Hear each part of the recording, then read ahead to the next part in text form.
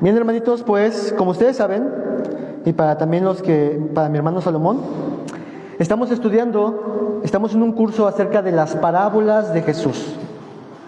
La semana pasada veíamos una introducción a lo que implica, lo que significan las parábolas y cómo tenemos que estudiarlas, cómo las vamos a estudiar, de hecho.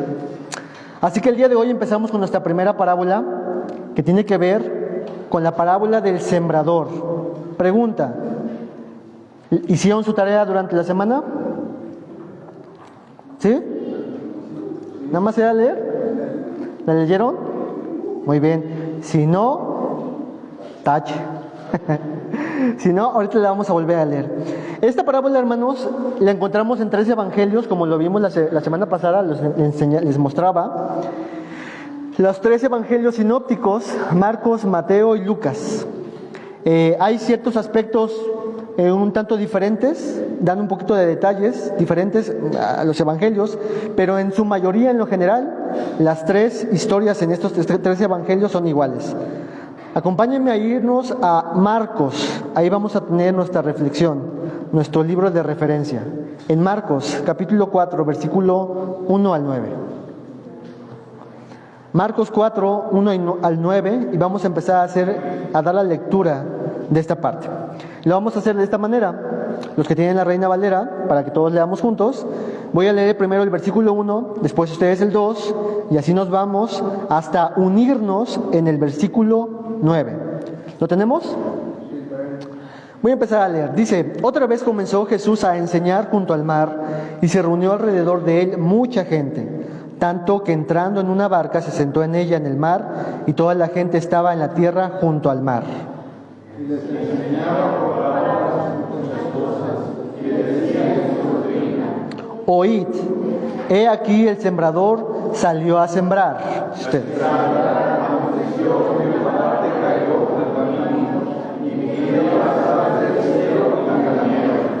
Otra parte cayó en pedregales donde no tenía mucha tierra y brotó pronto, porque no tenía profundidad de tierra.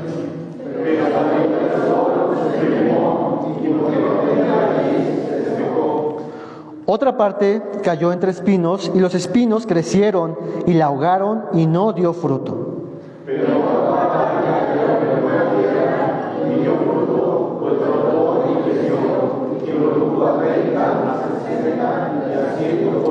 ¿Juntos?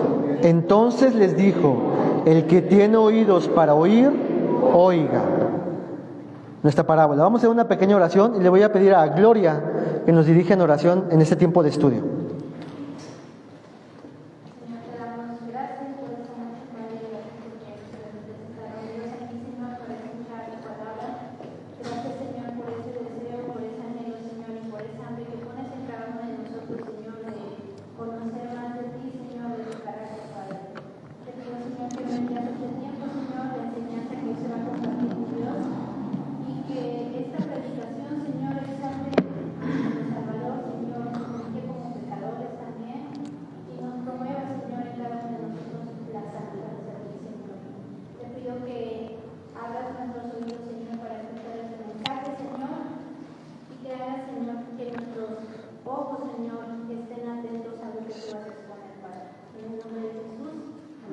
Amén. Gracias, Gloria.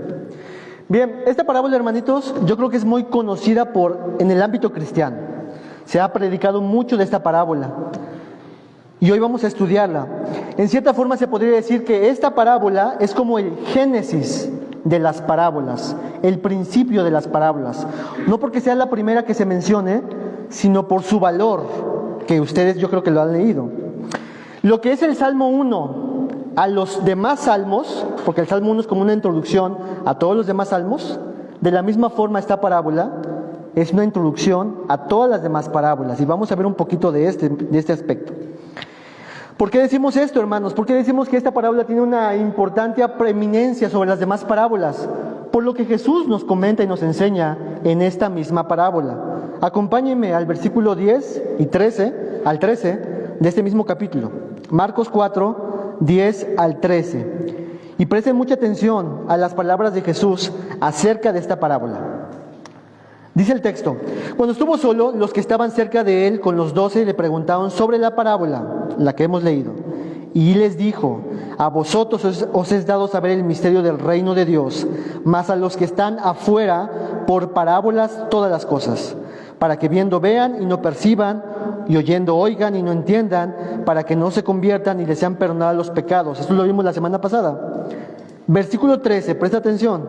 Y les dijo: ¿no sabéis esta parábola?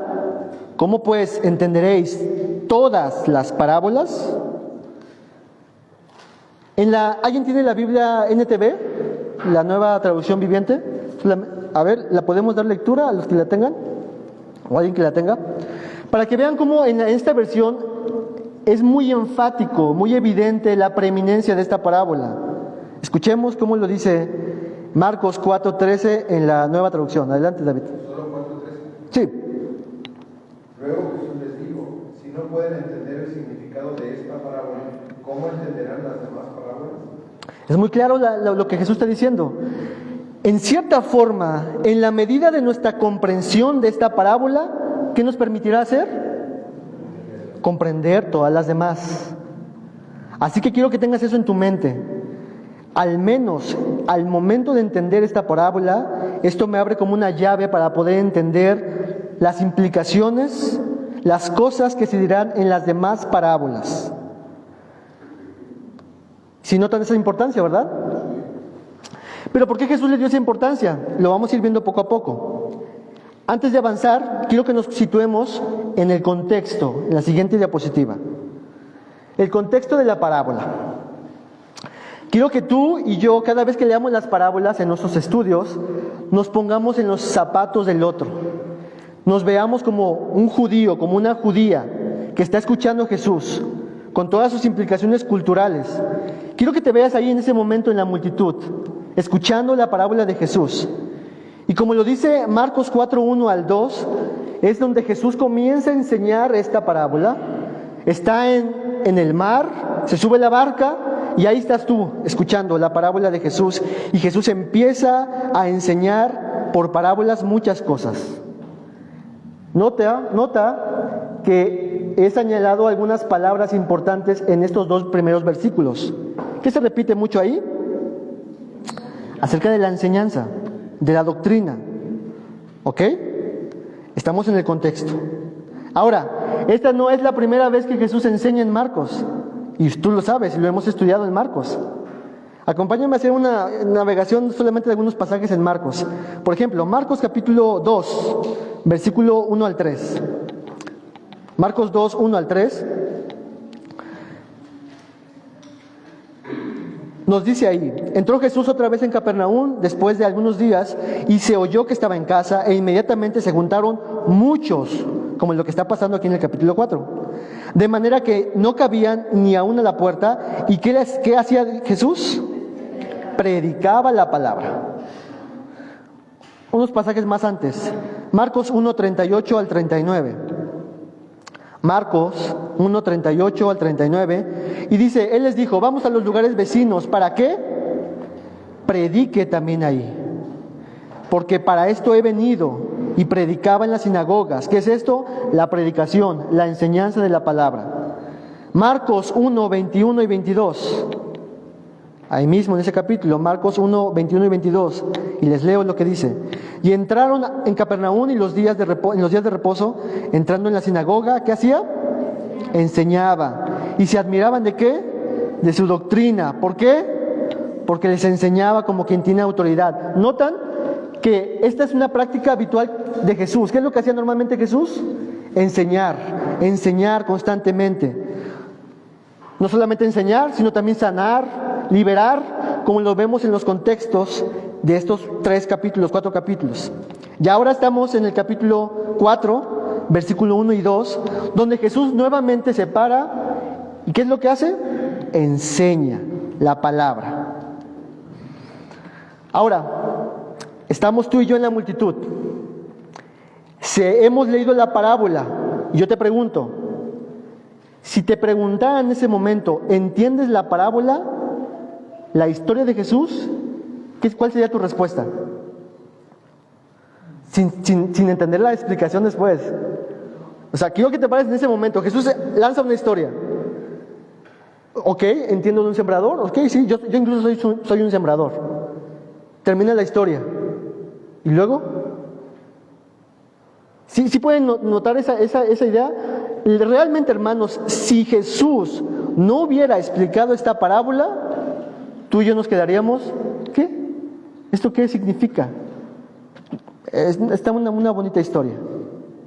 Entonces, quiero que notes que el que Jesús explique esto a sus discípulos y que los discípulos se interesaran tanto en preguntarle a Jesús qué significa esto, para nosotros es de mucho beneficio, hermanos, porque si no tendríamos un problema epistemológico, nociológico, no podríamos entender lo que significa la parábola.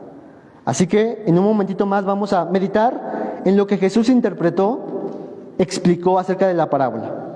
Estamos en el contexto. Ahora, parte de nuestro estudio en las parábolas es considerar el contexto, pero también lo que les decía a mis hermanos ayer es acerca de tener una estructura clara de la parábola. Siguiente diapositiva. Nota que la parábola está compuesta por algunos elementos. Yo señalé solamente algunos. Tenemos obviamente en la historia, en la mera historia, al sembrador y la semilla. Tenemos 4 diferentes terrenos donde cae la semilla. Y tenemos ¿qué? 4 diferentes resultados en relación con esa semilla. Así que cuando tú estés estudiando las parábolas, las historias, trata de tener un mapa mental de cómo está estructurado de forma lógica la historia, la narración. Pero también algo muy interesante, hermanos. Fíjate tú en el versículo número 3 del capítulo 4. ¿Cómo inicia la historia de la parábola? ¿Con qué palabra inicia? Escuchen. ¿Y cómo termina la historia de la parábola? Versículo 9. ¿Ven? No solamente es esta estructura, sino también hay un énfasis en escuchar.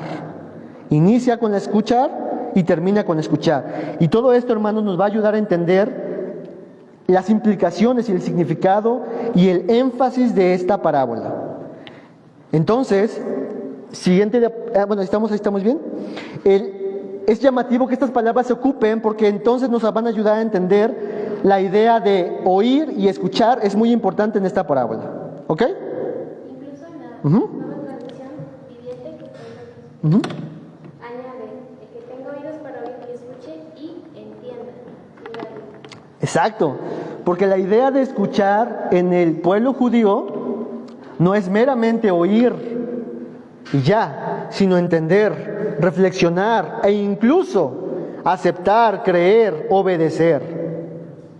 Eso es el entendimiento judío en cuanto a escuchar. Tenemos el Shema. ¿Cómo empieza el Shema de Israel? Escucha, oh Israel, ¿no? El Señor, Jehová, tu Dios, uno es. La idea de escuchar no solamente es, quiero que sepas esto, sino es, entiéndelo, reflexiónalo. Por eso es muy importante esas palabras en esta parábola. Muy bien. Otra nota importante en nuestro estudio de las parábolas, siguiente diapositiva, es que en las parábolas, como nosotros somos ajenos a la historia y al contexto cultural, tenemos que estar bien preparados, o al menos tener mucha comezón de investigar qué significó para ellos esa parábola. Hay ciertas imágenes que nosotros no entendemos. Por ejemplo, ¿cómo era la cultura de aquel entonces cuando una persona salía a sembrar? Para nosotros, no sé si tú lo has hecho, yo tampoco lo he hecho, pero lo he escuchado, que primeramente como que eran la tierra y ya después ahí mismo siembran la tierra, la semilla, ¿no? Pero aquí en la historia tenemos algo totalmente diferente. ¿Qué empiezan a hacer? Sembrar la parábola, sembrar la semilla y ya después vienen a ver. Entonces, no debemos de pensar que este sembrador era negligente, era muy tonto, sino que era algo habitual en aquel entonces. ¿Ok? Este es un dato cultural que nos ayuda a entender las parábolas, la parábola del sembrador. ¿Ok? Entonces, cuando estés estudiando las parábolas, investiga algunas cosas que para ti son desconocidas. ¿Sale? Bien, vamos ahora sí al grueso de la enseñanza, que precisamente es de labios de Jesús en su explicación. Entonces, empecemos por el versículo 14 del capítulo 4. Siguiente diapositiva, Dieguito. Bien, vamos a la explicación de Jesús. Versículo 14, adelante, Dieguito. Y dice el texto: el sembrador es el que siembra la palabra. Gracias a que los discípulos dijeron, necesitamos saber qué es esto, tenemos la enseñanza y la explicación de la parábola. Si no, hermanos, ni siquiera por aquí hubiéramos entendido que la semilla es la palabra. Y quiero que notes que aquí ya hay un énfasis no al sembrador, sino ¿a qué? A la semilla, a la palabra. Siguiente diapositiva. En los textos sinópticos, en Mateo y en Lucas, a esta misma explicación Jesús, en vez de decir solamente la palabra, añade que la semilla es la palabra del reino. Que la semilla es igual a la palabra de Dios según Lucas. Ahí puse mal Mateo. Es Lucas 8:11. Entonces ya nos dice muchísimo acerca de lo que es la semilla. La semilla es la palabra del reino. ¿Se acuerdan de qué tratan las parábolas? Del reino. Entonces aquí hay que estar bien atentos. La palabra del reino, la palabra de Dios. Tenemos que tener bien presente eso. Porque entonces lo que está enfatizando en esta primera parte no es al sembrador, sino es a la palabra, a la semilla. Y recordemos que si las parábolas tratan del reino de Dios, y el reino de Dios es el pueblo de Dios en el lugar de Dios, bajo el gobierno de Dios y la bendición de Dios, entonces todo lo que va a continuar diciendo Jesús va a tratar acerca del reino de Dios, de la palabra, del reino de Dios. Esta palabra del reino de Dios, la palabra de Dios, termina siendo la palabra del rey del reino. Y Jesús quiere que entendamos la importancia que tiene la palabra del reino de Dios. Para los judíos, ¿cuál era la palabra del reino de Dios? Estaba contenida en el Antiguo Testamento. Tenían a profetas en el Antiguo Testamento, visiones, revelaciones, sueños. Tenían la palabra de Dios. Y conforme fue avanzando la historia de la revelación de la palabra de Dios, desembocó en una persona. ¿En quién? En Jesucristo. Y según Juan le llamó a Jesús el verbo de Dios, el logo de Dios. Entonces, hay muchas cosas más que podríamos mencionar acerca de la palabra del reino, la palabra del rey, la palabra de Dios. Pero entonces vamos a avanzar con la parábola, porque entonces todo lo demás se va a tratar acerca de la relación, la interacción, la asimilación, la comprensión, la aceptación, ¿de qué? De esa palabra. Versículo 15. Le voy a pedir a mi hermano Carlitos en la siguiente diapositiva que lea el versículo 15. Y estos son los de junto al camino, en quienes se siembra la palabra, pero después que la oyen, enseguida viene Satanás y quita la palabra que se sembró en sus corazones. Este es el primer terreno, hermanos.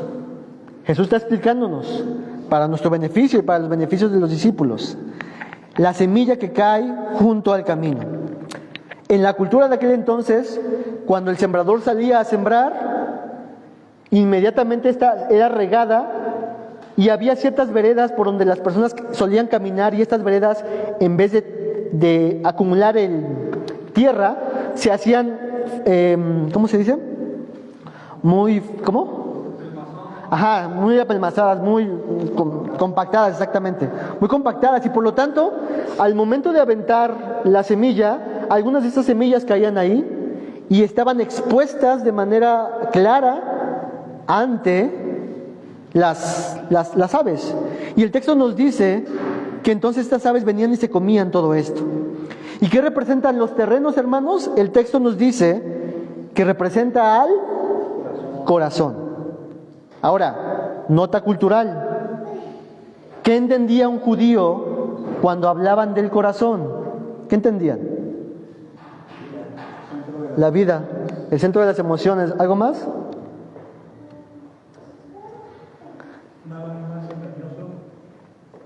Pues a veces se Ok. refiere al ser, básicamente. Ujú. Amar al Señor con todo tu corazón.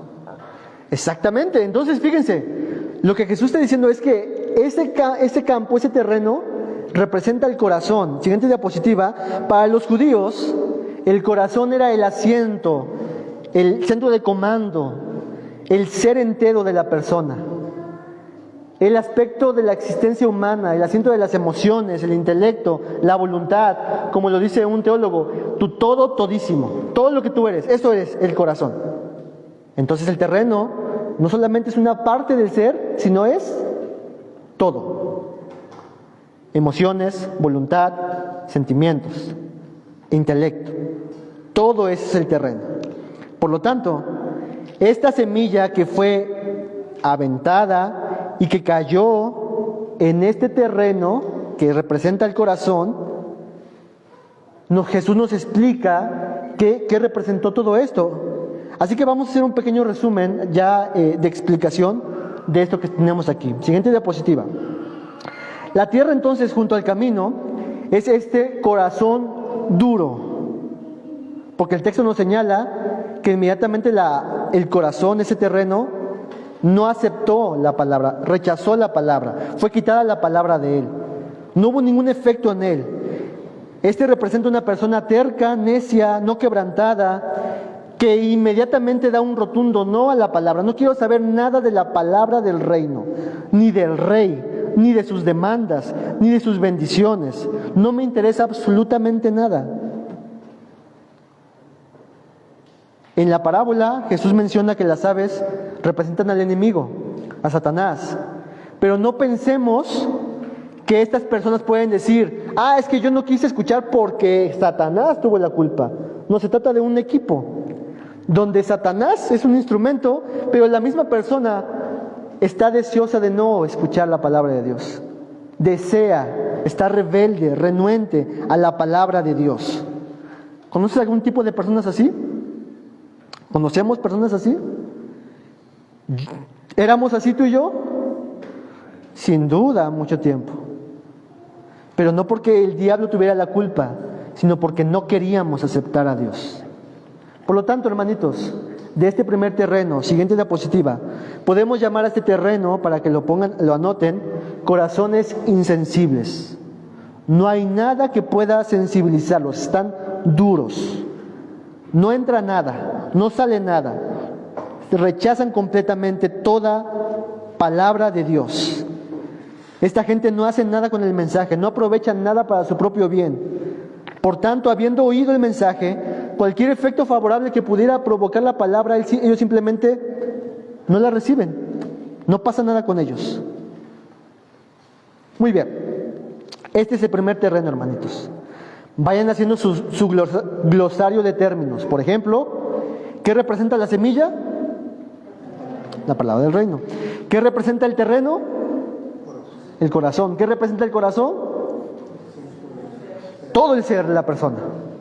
Todo lo que soy yo. Todo lo que soy yo. O sea que el rechazo de este primer terreno a la palabra es con todo el ser. Terrible. Siguiente explicación de Jesús, versículos 16 y 17, que le voy a pedir a Fran que lo lea fuerte.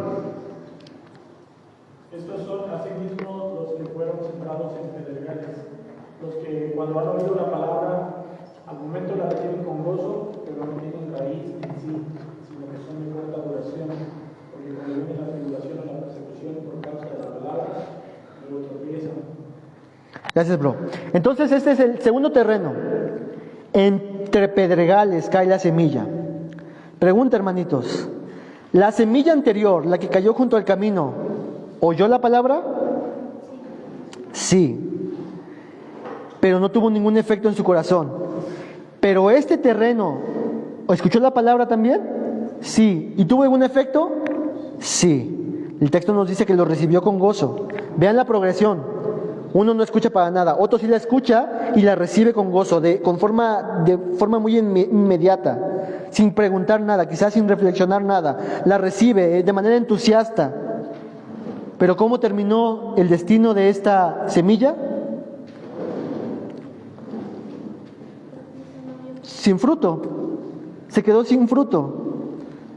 En última instancia, para efectos de la parábola, muere la semilla. No hay forma de que pueda continuar existiendo esa semilla en ese corazón. Resumen a ese mismo punto. Siguiente diapositiva. Entonces, el de los pedregales, esta persona da una respuesta superficial a la palabra. Por eso dice que la recibe con gozo.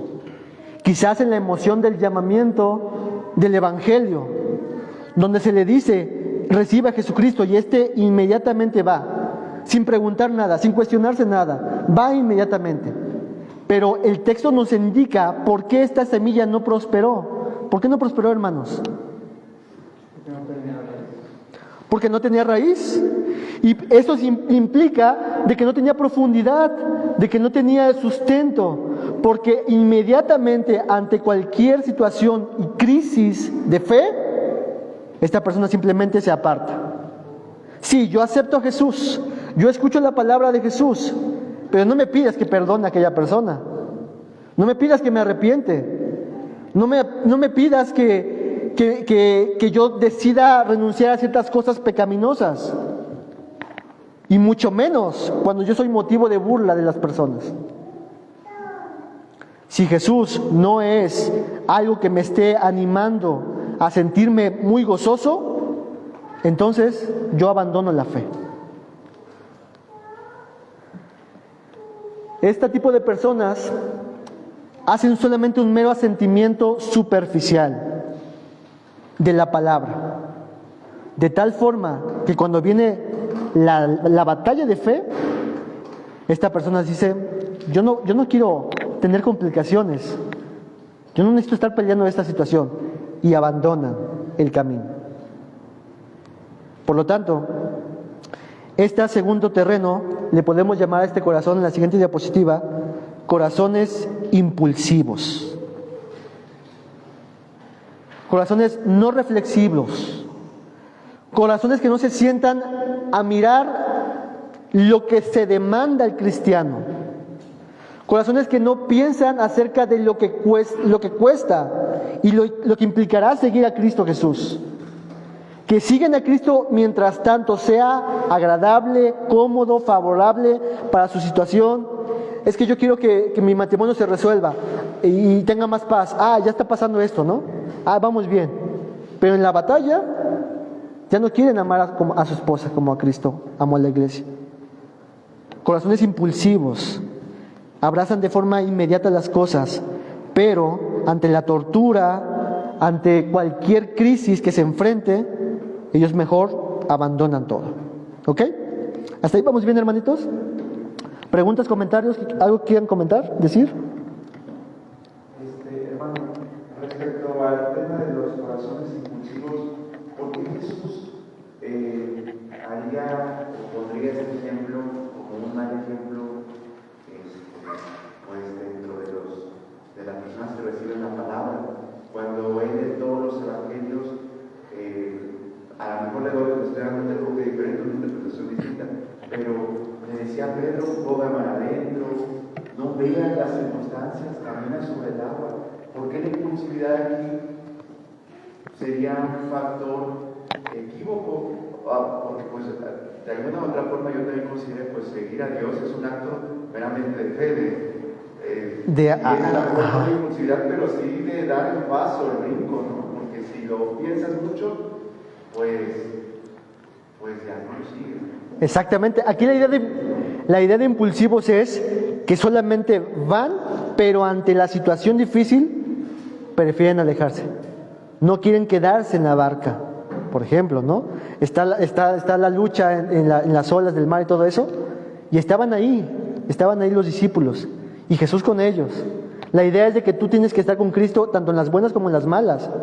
Este tipo de personas solamente van a aquello que les conviene, porque es conveniente muchas veces el mensaje, y estas personas, como no tienen esta profundidad, este sustento y este fundamento en Cristo, renuncian ante aquello que antes habían abrazado. porque ya no les agradó a algún punto. El ejemplo bien clásico lo tenemos en Juan capítulo 6, cuando muchas personas reciben algo de Jesús y al siguiente día vuelven a seguir a Jesús y Jesús los confronta y les dice, ustedes me siguen por esto, y les confronta muy duro. ¿Y qué es lo que pasó en esa historia? Muchas personas lo empezaban a abandonar, incluso algunos de sus discípulos lo dejaron. ¿Por qué? Porque no había profundidad en ellos, en soportar cualquier tipo de cosa con Cristo. Estoy con Cristo. Ajá. A eso me refiero con este punto. Muy bien, hermano. Siguiente explicación de Jesús. Marcos 4, 18 al 19. Yo le voy a pedir a Hetza que si lo puede leer, por favor. Estos son, Marcos 4, 18 y 19, estos son los que fueron sembrados en los espinos, los que oyen la palabra, pero los afanes de este siglo y el engaño de las riquezas y la codicia de otras cosas entran y ahogan la palabra y se hacen infructuosos. El tercer terreno, hermanos, entre espinos, nuevamente representa un corazón, a una persona. Si la otra era caracterizada por su impulsividad, sin reflexionar, esta es una persona caracterizada por recibir la palabra, pero la codicia del mundo, el engaño de la riqueza, los afanes, poco a poco empiezan a ahogar el efecto, lo que estaba pasando con la palabra que había en su corazón. Noten, hermanos, que el terreno 2 y 3 son personas que de buena voluntad escuchan la palabra, de buena voluntad responden a la palabra, que por un tiempo hay frutos en ellos, por así decir, hay unas evidencias y marcas en ellos, pero al transcurso del tiempo es evidente que su fe estaba sembrada en otra cosa. Porque el cristianismo, hermanos, no se trata si creímos en Cristo en el pasado. De eso no es el cristianismo. Es que yo hace 10 años soy cristiano porque creí en Jesucristo. Hace 10 años hubo un momento y entonces me invitaron a pasar al frente y oré y desde ahí soy cristiano. El cristianismo no se define por lo que pasó en el pasado, sino se define si hoy mismo tú sigues abrazando a Cristo, tú sigues confiando a Cristo. Cristo sigue siendo tu tesoro y tu valor. Y para esta persona, poco a poco, las cosas del mundo empezaron a ahogar su vida. Siguiente diapositiva. Entonces, esta persona comienza de forma muy prometedora. Por toda la apariencia externa parecen ser verdaderos creyentes. Pero luego se entusiasman, se ensimisman en los negocios, con los afanes del mundo, con la codicia de enriquecerse, pierden el interés en las cosas espirituales hasta el fin de abandonar toda pretensión de ser cristianos. Y esto, hermanos, es una tentación bien grande, bien grande. Personas hiperocupadas. Sí, yo sé que tengo que ir a la iglesia, pero es que tengo que hacer esto y esto y esto en la casa. Sí, yo sé que tengo que orar, pero ahora voy a ir a un partido. Le empezamos a dar valor a otras cosas que a la palabra. Y poco a poco, hermanos, esto va minando y minando y minando nuestra fe hasta el tal punto que está ahogada la palabra y no hay fruto ya. Entonces, el afán de la vida. ¿Cuántos de los que estamos aquí nos afanamos por las cosas de la vida? Todos. De hecho, la Biblia nos dice, no os afanéis. Lo que presupone y presupuesta es de que nos vamos a afanar. El punto con estas personas es de que ese afán llega a tal punto que totalmente se alejan de Cristo. Yo sé que nos afanamos muchas veces en la vida. Solamente ten cuidado en que eso no cambie tus valores del reino. Que Jesús sea lo principal en ti. No está mal preocuparse por las cosas del trabajo, buscar un trabajo, darle de comer a tus hijos, a tus hijas, a tu familia, etc. Pero el punto es de que tú como cristiano no solamente vives para eso. Tienes un propósito aún mucho mayor. En Lucas 8:14 esta misma parte lo señala como los afanes y las riquezas y los placeres de la vida. Afanes, riquezas y placeres. Placeres. Si es un placer, hermanos, ¿es algo que es agradable? ¿Es algo que es deseable? Sí, pero poco a poco estas cosas empiezan a penetrar tanto en el corazón, en la vida, en el ser de la persona, que cuando uno se da cuenta, ya uno está hasta allá lejos del reino. Tengamos mucho cuidado, hermanos. Así que entonces le podemos poner a este terreno, siguiente diapositiva, corazones afanados, afanosos. El afán es un deseo intenso, una aspiración de algo. Se tratan de deseos descontrolados, de tal forma de que yo necesito un coche y voy a conseguir el coche y no me importa si no voy a ir a la iglesia tanto tiempo, pero voy a conseguirme el coche. Deseos descontrolados. Esto es sumamente importante, hermanos. Y último, terreno, versículo 20. Y le voy a pedir a mi hermano Salomón que nos lea el versículo 20. No sé si lo alcanza a ver. Sí. Y estos son los que fueron sembrados en buena tierra, los que oyen la palabra y la reciben, y dan fruto a 30, a 60 y a 100 por uno. El cuarto terreno, la buena tierra. Otro corazón que escucha la palabra. Y este la escuchó, la recibió como los demás, creció y está dando frutos. ¿No les parece, hermanitos, que al hacer un contraste con los tres terrenos pasados, este es un momento donde es esperanzador, de buenas noticias? Después de tres terrenos infructuosos, lamentables y tristes, y que parecía ser como una obscuridad total, hay uno que escucha la palabra. Esta es una nota de esperanza, hermanos. Y precisamente de esto va a tratar la parábola, de que el reino de Dios ha llegado y que va a haber personas y habrá personas y hay personas aquí que han escuchado la palabra, que la han recibido, que han creído con todo su ser y que ahora viven para el Señor. Hay una nota de esperanza aquí. Ante esos escenarios desoladores, al llegar esta gente, el mensaje del reino cae en buena semilla, en buena tierra. No es dura, no es un corazón superficial, no es un corazón que está afanado toda su vida, sino es uno que es receptivo y fértil, dócil a escuchar la palabra. Gente que oye porque quiere oír. Entonces, siguiente diapositiva. Estas personas meditan en lo que oyen, reflexionan, tienen confianza en el que habla y así llegan a alcanzar un cierto grado de entendimiento genuino. Llevan el mensaje a la práctica y dan fruto. La conversión, la fe, el amor, el gozo, la paz, la paciencia, el perdón, la bondad, la misericordia. Todas las cosas que el Rey dice, estas personas están en un constante crecimiento, fruto. A pesar de las dificultades de la vida, a pesar de los afanes de la vida, estas personas tienen su centro en la palabra de su Rey y a esa se aferran. Así que entonces le podemos llamar a este terreno en la siguiente diapositiva corazones sensibles, dispuestos, corazones que pese a lo duro del mensaje, porque en el cristianismo hay mensajes duros, ellos creen en la palabra del reino y dicen: haré lo que mi Rey dice. Muy bien. Hasta aquí termina la explicación de Jesús, hermanos. Y es muy clara la explicación, hermanos.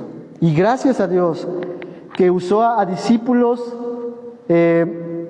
incrédulos muchas veces para acercarse con ellos y decirle: Jesús, explícanos. Porque esa explicación nos ayuda a nosotros a entender todo esto. Pero quiero que prestes atención en un conjunto más amplio de esta parábola para entender el énfasis y la idea central de esta parábola. Siguiente diapositiva.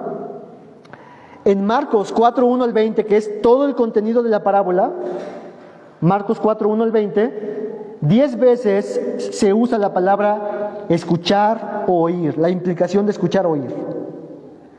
Y 7 veces, de hecho, en cada versículo de la explicación de Jesús, se usa la palabra palabra.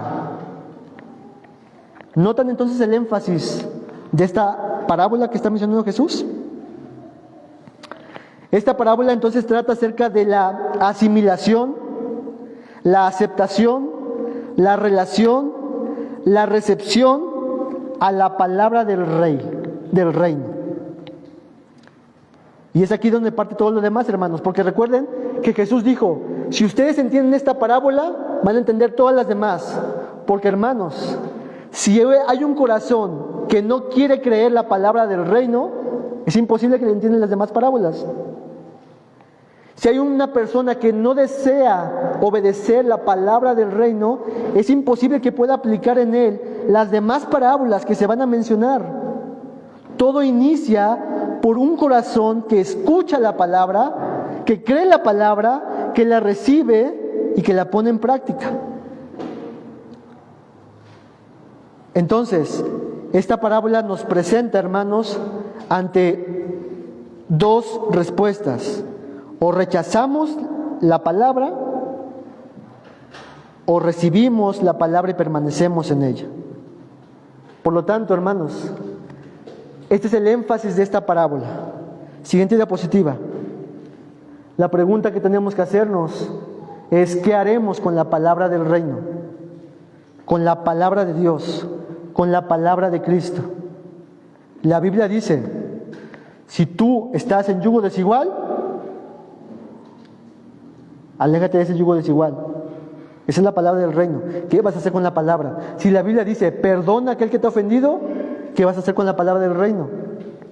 Si dice la palabra: tú debes someterte a tu esposo, ¿qué vas a hacer con la palabra? Si dice la palabra: tú debes amar a tu esposa como Cristo amó a la iglesia, ¿qué vas a hacer con la palabra? ¿Cuál es tu relación con la palabra del reino? Muy bien. Pero también quiero que notes nuevamente un contexto más amplio. Acompáñame a unos versículos. Marcos 3:20 al 22. Marcos 3:20 al 22. Y dice el texto. Le voy a pedir a Isra Olivares que lo lea, por favor. Y se agolpó de nuevo la gente, de modo que ellos ni aún podían comer pan. Cuando lo oyeron los suyos, vinieron para prenderle, porque decían: está fuera de sí. Pero los escribas que habían venido de Jerusalén decían que tenía a Belcebú y que por el príncipe de los demonios echaba fuera a los demonios. Estos son versículos antes de nuestra parábola, hermanos. Y Jesús había hecho milagros. En este caso había liberado a un endemoniado. Jesús lo libera. Él puede ahora ver y hablar. Era un milagro muy evidente para aquel entonces. Y entonces llegan los principales o parte de las personas importantes, escribas. ¿Y qué es lo que le dicen a Jesús? Lo acusan y le dicen: no, tú echas fuera a este demonio porque tú estás confabulado con el príncipe de los demonios. ¿No les parece que eso es un ejemplo perfecto de lo que la parábola está enseñando? Porque a pesar de ellos haber escuchado las palabras de Jesús, visto los milagros de Jesús, estar viendo todas las cosas que había hecho Jesús, ellos decidieron simplemente rechazar la palabra del reino. Y en el ministerio de Jesús, hermanos, constantemente estos 4 terrenos estaban por todos lados. Y lo vemos muy claramente cuando después de Jesús multiplicar, hacer muchas cosas, muchos milagros, maravillas, cuando está delante de Pilatos y le dicen: ¿quieren que libere a este preso o a este? ¿Y qué contestó la multitud? Crucifícale. Rechazando la palabra del reino y del rey. Entonces, hermanos, todo se trata de nuestra relación, interacción con la palabra. Si creemos o no creemos en la palabra de Dios. Como nos dice Romanos 10, 14 al 17. ¿Cómo pues invocarán en aquel en quien no han creído? ¿Y cómo creerán en aquel que no han oído? ¿Y cómo irán sin haber quien les predique? Y termina diciendo: así que la fe viene del oír, y el oír por la palabra de Cristo. La fe viene por eso, por el oír. la palabra de Cristo. Muy bien, hermanos.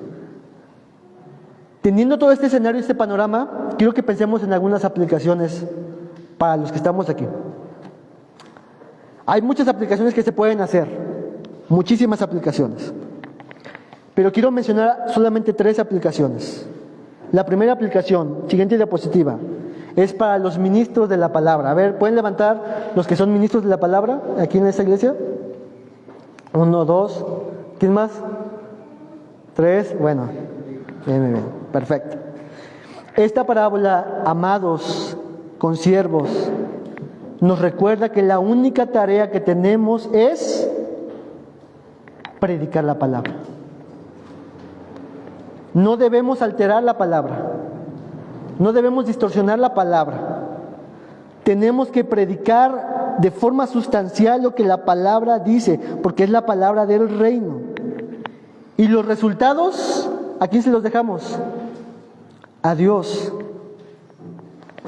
Por lo tanto, esta parábola a ti, que tú eres un ministro de la palabra, nos enseña y nos recuerda que no te desanimes, no te desanimes. Cuando parece todo muy precario, infructífero, inútil, parece que estás hablándole a esta persona o a la iglesia o a un grupo, etcétera, y no ves ningún fruto, no te preocupes por eso.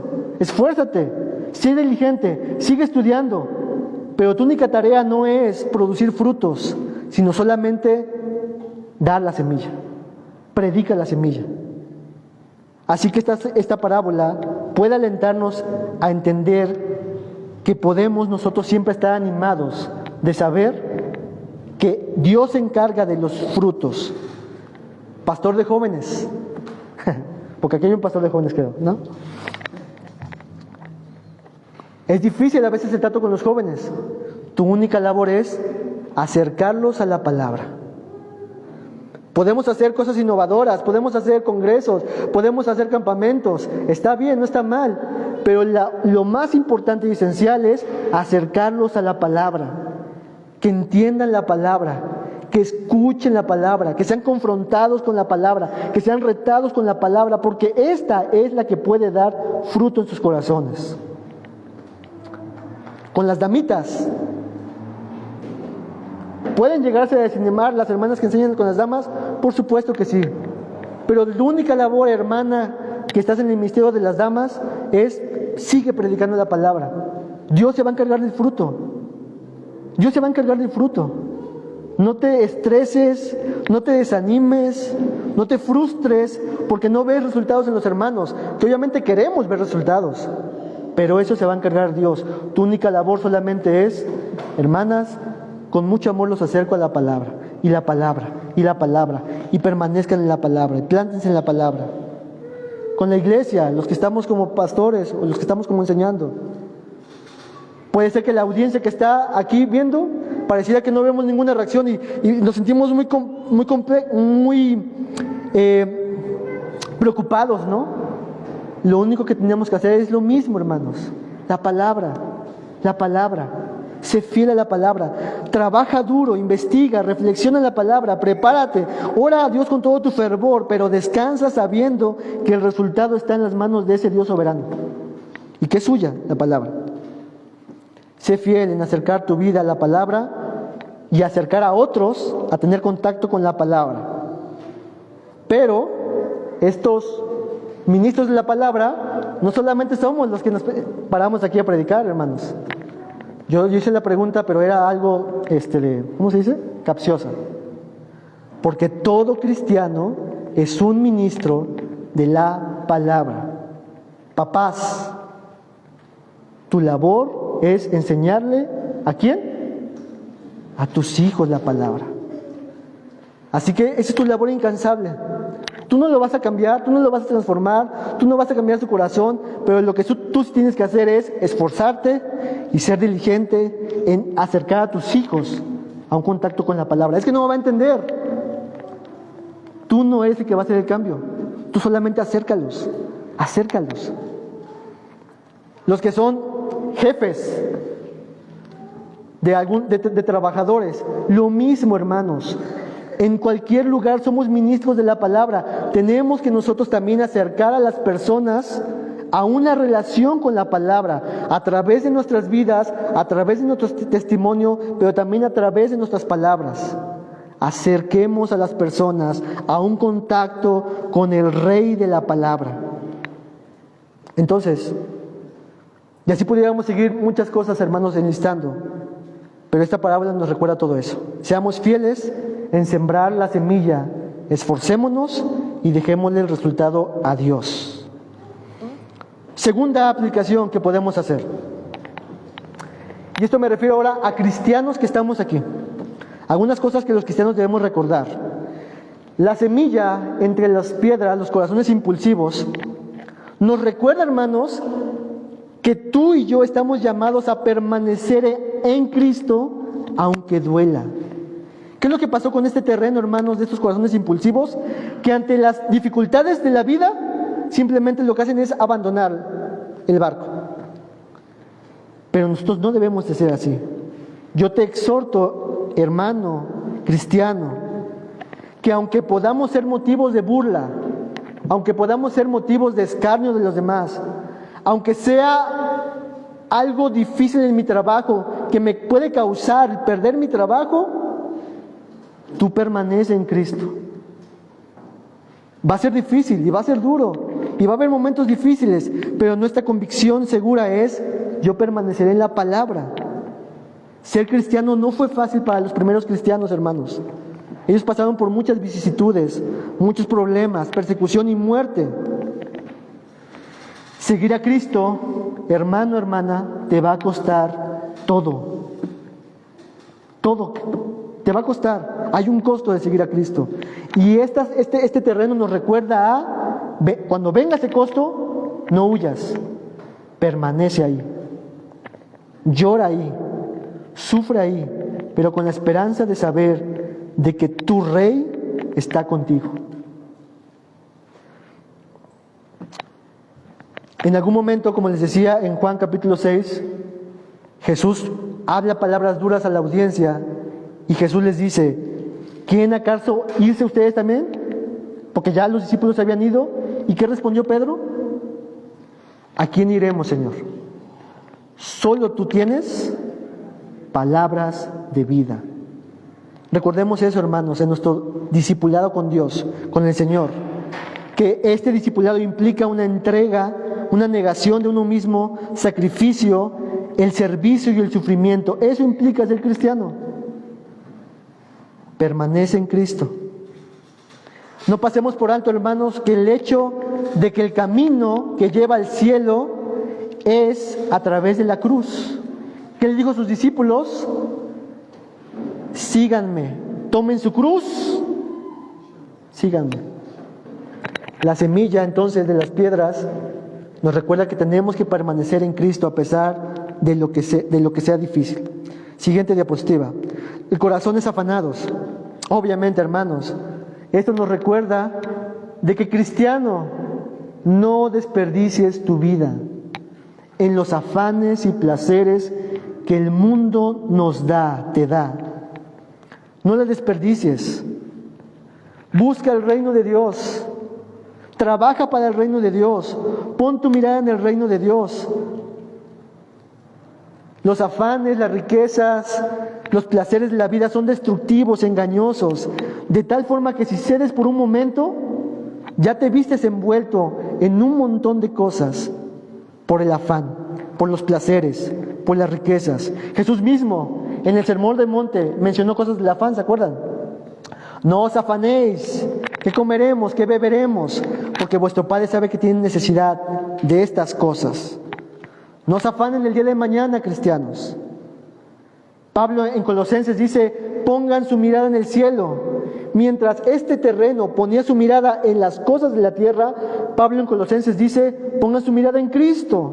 No la bajen de ahí. Caminen como si estuvieran caminando así todo el tiempo, mirando a Cristo, conociendo a Cristo, atesorando a Cristo, viendo que Él es infinitamente más valioso que cualquier cosa que este mundo me pudiera ofrecer. Que la riqueza, que la prosperidad, que la fama, que el orgullo, que una reputación. Cristo es más infinitamente valioso que cualquier cosa de esas. Entonces, Somos peregrinos en este mundo, hermanos. Y este terreno nos recuerda a no desperdiciar nuestra vida en este mundo. Última aplicación. Y esta es una advertencia. Acompáñenme a un texto en la Biblia. Marcos 3, 13 al 19. Y este es el contexto de la parábola. Seguimos en el contexto de la parábola. Marcos 3, 13 al 19.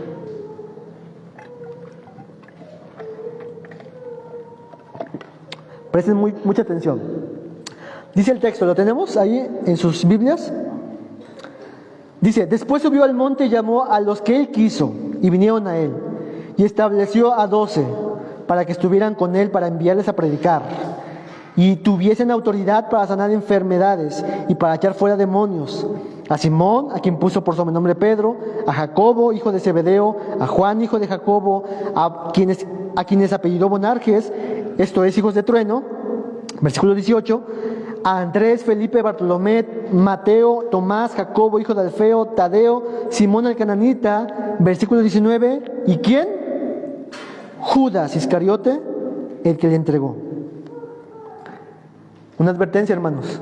Porque entre los llamados discípulos de Jesús, que estuvieron disfrutando de los milagros de Jesús, de las explicaciones de las enseñanzas de Jesús, porque lo vamos a ver en el capítulo 4, que estuvieron disfrutando el caminar con Jesús, el escucharlo orar, el ver a Jesús mostrar misericordia a los demás, y muchas cosas que pudiéramos decir de estos discípulos que Él llamó y escogió.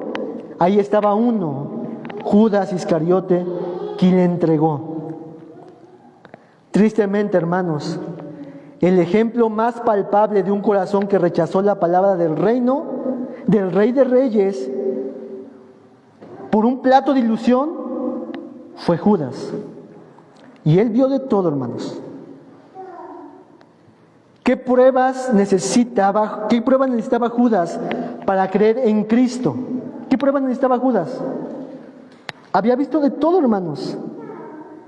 ¿Qué palabras necesitaba Judas para ser convencido de que Jesús era el Cristo? Había escuchado de todas, hermanos. Y aún así, él fue obstinado en seguir siendo su propio rey.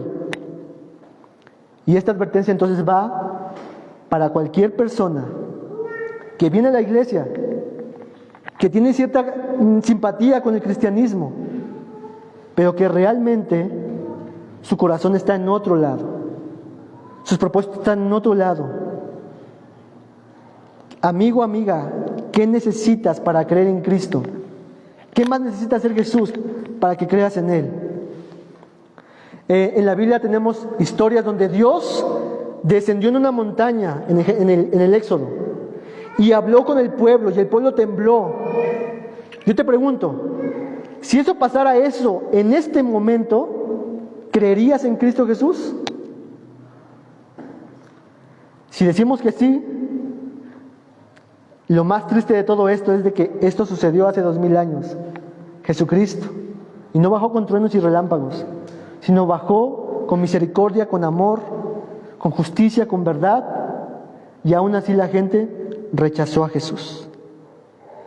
Esta advertencia de esta parábola es: no juegues a ser cristiano. No juegues a ser cristiano. Porque como Judas puedes autoengañarte. Y el día final será triste para ti. Tienes que arrepentirte y venir a Cristo Jesús. Siguiente diapositiva. Todo esto, hermanos, y más. A mí la verdad es que no me alcanza el tiempo tendríamos que estudiarlo en 4 o 5 sesiones. Toda la parábola bien. Pero de esto nos habla la parábola del sembrador, hermanitos. Vamos a hacer una oración. Y ahorita vemos si hay comentarios y preguntas y terminamos la transmisión después de la oración. Señor, te damos muchas gracias por tu palabra. Gracias, Señor, por tu condescendencia hacia pecadores, Dios.